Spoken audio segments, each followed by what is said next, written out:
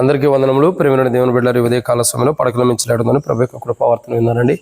ఈరోజు ప్రభు యొక్క పునరుద్ధానపు రోజు, మరి 17వ తారీఖు మే నెల 2026 సంవత్సరం. ఈ ఉదయ కాల సమయంలో పడకల మించలేసినట్టే ప్రభు యొక్క కృపావార్తను మనం విన్నారండి. దేవుని కృపావార్తను చూసినట్టే 132వ కీర్తనల గ్రంథం 132వ అధ్యాయం.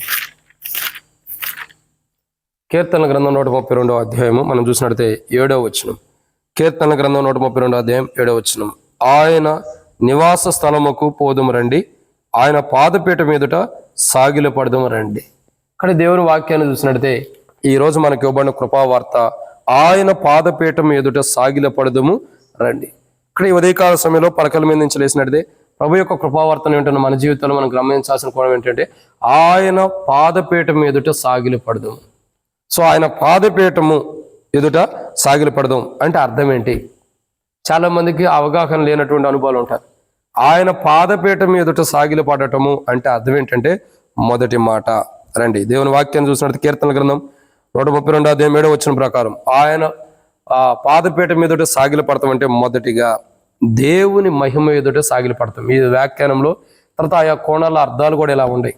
ఆయన పాదపీఠం ఎదుట సాగిలపడతాం అంటే ఆయన మహిమ ఎదుట సాగిలపడతాం అని అర్థం. ఆయన మహిమ ఏదైతుందో, దేవుడు తన మహిమతో ఎక్కడైతే మోషేకి ప్రత్యక్షమయ్యాడో, మోషేకి ఆ యొక్క మండుచున్న పొదలో ప్రత్యక్షమైన వాడుకున్నాడు, కొండ మీద ప్రత్యక్షమైన వాడుకున్నాడు. అంటే ఆయన మహిమ ఎదుట మోషే సాగిలపడినట్లు. కాబట్టి మనం కూడా ఏం చేయాలి? ఆయన మహిమ ఎదుట సాగిలపడాలి.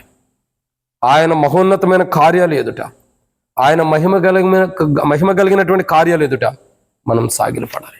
ఇక్కడ ఉదయ కాల సమయంలో పడకల మించి లేసినట్లయితే ప్రభు యొక్క కృపావర్తన వింటున్న మన జీవితాల్లో ఆయన పాదపీఠం ఎదుట సాగిలపడదాం రండి అంటే అర్థం ఏంటంటే ఆయన మహిమ ఎదుట మనం సాగిలపడాలి. ఆయన మహోన్నతమైన కార్యాలు, ఆయన మహిమతో కూడిన కార్యాలు, ఆయన మహిమార్థమైన కార్యాలు మన జీవితాల్లో ఏవి జరిగినాయో వాటన్నిటిని బట్టి ప్రభు ఎదుట మనం సాగిలపడాలి. ఇది మొదటిది.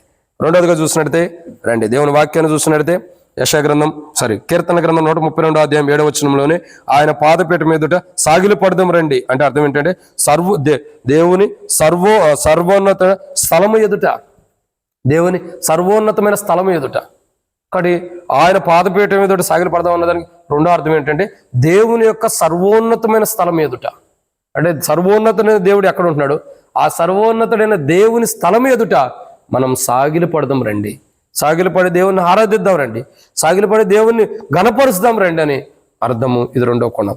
మూడోదిగా చూసినట్లయితే కీర్తనల గ్రంథం 132వ అధ్యాయం 7వ వచనం ప్రకారం ఆయన పాదపీఠం ఎదుట సాగిలపడదాం అంటే దేవుని పవిత్ర స్థలం ఎదుట సాగిలపడటం. ఏంటండి? దేవుని పవిత్ర స్థలం ఎదుట సాగిలపడటం.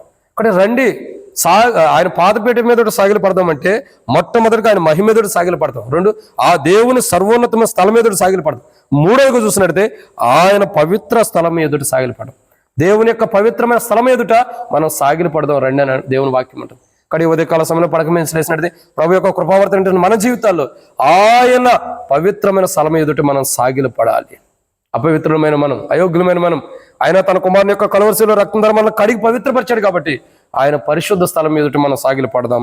ఇది మూడు. నాలుగో విషయాన్ని చూసినట్లయితే కీర్తనల గ్రంథం 132వ అధ్యాయం 7వ వచనం ఆయన పాదపీఠం ఎదుట సాగిలపడదాం రండి అంటే అర్థం ఏంటంటే నాలుగోది దేవుని ప్రత్యేక నివాస స్థలం ఎదుట, దేవుని ప్రత్యేకమైనటువంటి నివాస స్థలం. దేవుడు ఏదైతే ప్రత్యేకంగా నివసించడానికి ఇష్టపడ్డాడో ఆ దేవుడు నివసించే ప్రత్యేకమైన స్థలములో దేవుని ఎదుట సాగిలపడదాం. దేవుడు ఏదైతే ప్రత్యేకమైన స్థలంలో దేవుడు నివసిస్తూ వస్తున్నాడో ఆ ప్రత్యేకమైన దేవుడు నివసించే స్థలములో మనం సాగిలపడదాం రండి. దేవుని మందిరంలో దేవుడు నివసిస్తున్నాడు ప్రత్యేకించుకున్న స్థలంలో. ఈ ప్రత్యేకించుకున్న స్థలంలో దేవుడు నివసిస్తున్నాడు కాబట్టి ఈ ప్రత్యేకించుకున్నటువంటి దేవుడు నివసిస్తున్న స్థలంలో దేవుని మనం ఆరాధించేవారు ఉండాలి. ఇది నాలుగో కోణం. ఐదవ చూసినట్లయితే కీర్తన గ్రంథం గ్రంథం కాదు కీర్తన గ్రంథం 132వ అధ్యాయం 7వ వచనంలో ఆయన పాదపీఠం మీద సాగిలపడదాం రండి అంటే ఐదవ కోణం ఏంటంటే ఆయన సార్వభౌమ అధికారం ఎదుట మనం సాగిలపడదాం. ఆయన సార్వభౌమ అధికారం ఎదుట సాగిలపడదాం రండి.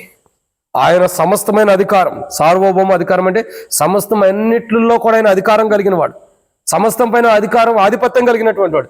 అట్టి సమస్తం పైన అధికారం ఆధిపత్యం కలిగినటువంటి దేవుని ఎదుట మనం సాగిలపడదాం రండి.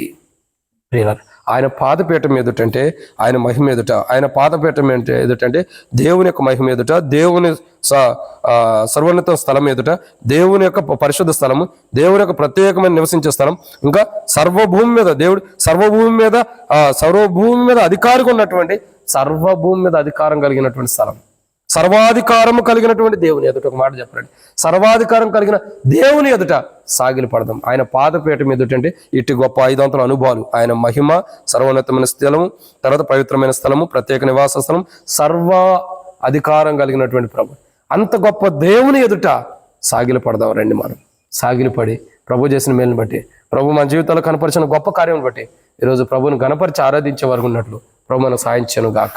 ఆమేన్. ప్రార్థన. ప్రేమ కలిగిన తండ్రి, వందనాలు. మీ పునరుద్ధానపు రోజు మీ పాదపీఠం మీద వచ్చి మేము ఆరాధించే వరకు ఉండాలి. అయితే ప్రభు సాగిలి పట్టడానికి వస్తున్నాం దేవా, మీ పాదపీఠం ఎదుట మేము సాగిలి పడుతున్నాం అంటే మీ మహిమ తండ్రి, మీ యొక్క సర్వోత్తమ శక్తి, మీ పవిత్ర స్థలం, మీరు నివసించే స్థలం ప్రభు, మీ యొక్క సర్వశక్తి సర్వ కార్యములు చేసేవాడు మీ ఎదుట మేము సాగిలిపడి మిమ్మల్ని ఆరాధిస్తున్నాం ప్రభా. ఎంత గొప్ప దేవుడు, ఇంత గొప్ప దేవుడు అయినా నీ దగ్గరకు వచ్చి మేము ఆరాధించే ధన్యత యేసు ప్రభు కలువరిశిలో రక్తధర్మములు కడిగి మాకు ఇచ్చినందుకై, ఇటు గొప్ప రక్షణ, మా పాపాలు కడిగి ఇటు గొప్ప ధన్యత మాకు ఇచ్చినందుకై క్రీస్తులో మీకు వందనాలు చెల్లిస్తూ ఇక ముందు తోడుగుండి ఈ దినమంతా మిమ్మల్ని ఆరాధించి స్తుతించే విషయాలు మాకు మీ మహిమతో నింపమని యేసు ప్రభు నామములో ప్రార్థన చేస్తున్నాను తండ్రి. ఆమేన్. ప్రేమ దేవుని బిడ్డలారందరికీ మన ప్రభువైన యేసుక్రీస్తు నామములో శుభవందనములు. ప్రైస్తున్నారు.